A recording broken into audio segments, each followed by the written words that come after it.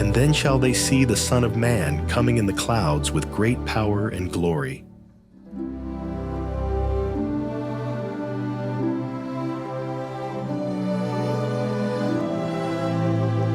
Maranatha, the Lord is coming.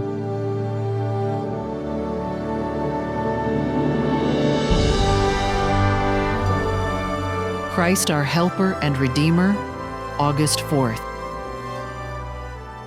As by one man's disobedience many were made sinners, so by the obedience of one shall many be made righteous.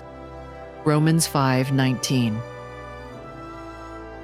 Because man fallen could not overcome Satan with his human strength, Christ came from the royal courts of heaven to help him with his human and divine strength combined. Christ knew that Adam in Eden, with his superior advantages, might have withstood the temptations of Satan and conquered him.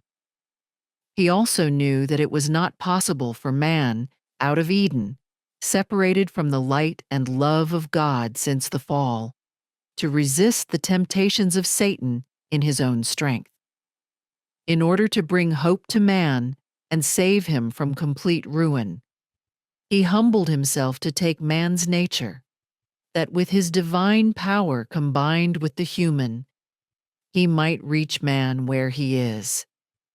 He obtains for the fallen sons and daughters of Adam that strength which it is impossible for them to gain for themselves, that in his name they may overcome the temptations of Satan.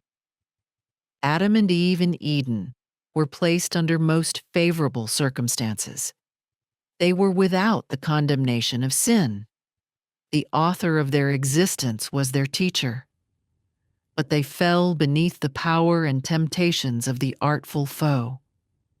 4,000 years had Satan been at work against the government of God, and he had obtained strength and experience from determined practice.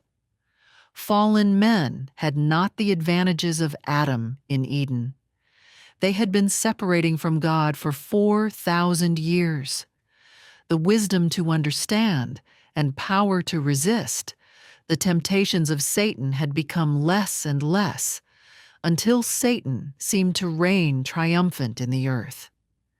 Appetite and passion, the love of the world and presumptuous sins, were the great branches of evil out of which every species of corruption grew. Our lives may seem a tangle, but as we commit ourselves to the wise master worker, he will bring out the pattern of life and character that will be to his own glory. And that character which expresses the glory, character of Christ, will be received into the paradise of God. Everyone who by faith obeys God's commandments will reach the condition of sinlessness in which Adam lived before his transgression.